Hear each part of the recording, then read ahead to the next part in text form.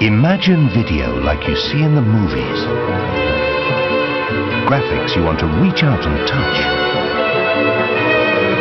Numbers that fall into place instantly. So things go faster at work, learning's more fun, and games are far more realistic. It's amazing what you can do with an Intel Pentium processor.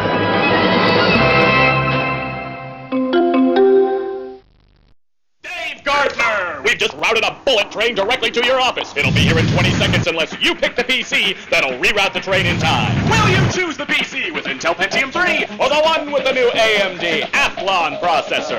Many people don't know there's a faster PC processor than Pentium 3 at any clock speed. The new AMD Athlon processor.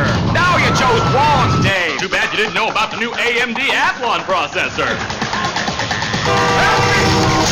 Oh, that had to hurt, huh?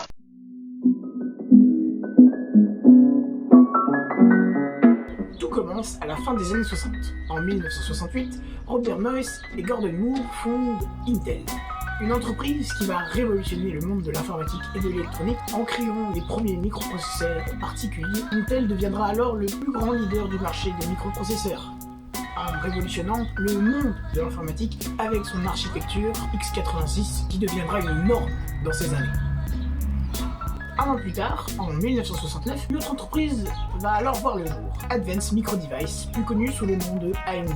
Initialement, AMD devait seulement être un second fournisseur d'Intel pour produire des puces sous licence. Mais très vite, l'entreprise se lancera dans la conception de ses propres puces et microprocesseurs pour créer leurs premiers processeurs. Les années 80 et 90 sont alors marquées de par la concurrence de ces deux entreprises. AMD défie Intel en proposant des processeurs architecture x86 à moindre coût, ce qui bien évidemment va lui permettre de gagner part de marché. Et c'est alors que commence la grande guerre entre AMD et Intel.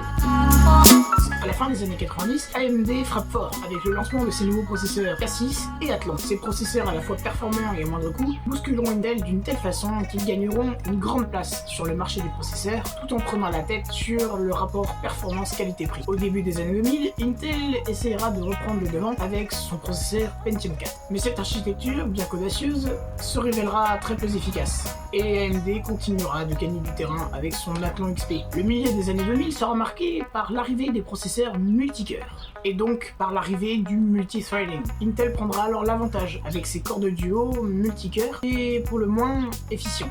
Intel prend alors l'avantage avec son corps de duo, des processeurs très performants qui établiront de nouveaux standards. AMD, bien que peinant à suivre Intel, préparera son retour en grande force. Et ce retour, eh bien, il a lieu à la fin des années 2010, avec la sortie du tout premier processeur Ryzen de AMD, et donc de sa nouvelle architecture. AMD va alors révolutionner le marché avec des processeurs multicœurs et toujours à moindre coût. Bien évidemment, ces processeurs, en plus de tous les points au niveau monétaire, AMD révolutionnera encore le marché des processeurs en proposant des processeurs toujours plus performants et dépassera également Intel sur de nombreux points, que ce soit au niveau tarifaire justement ou au niveau de fonctionnalité. À la fin des années 2000, AMD redevint le plus grand leader du marché des processeurs. Bien que ça ait pris du temps, Intel arrivera à reprendre une part de marché 10 ans plus tard. Intel, bien que ça fasse déjà 10 ans, reprendront une grande part de marché en 2020. En 2020, ils sortiront de nouvelles architectures. Après la sortie des 12e, 13e et 14e générations, ils reprendront une grande place de marché. Mais bien évidemment, Intel fera toujours face à une concurrence très rude. AMD proposant toujours des processeurs toujours plus puissants, à toujours moindre coût, et sur un plan tarifaire pour le moins beaucoup plus qu'intéressant. Alors, quelles sont les forces et les faiblesses de chacune de ces deux entreprises? Intel se démarquera de par ses processeurs monocœurs, ce qui bien évidemment dans le monde du jeu vidéo est un grand avantage. Son écosystème est également très bien établi, et ses portables tours. En revanche, les consoles, c'est toujours plus du AMD.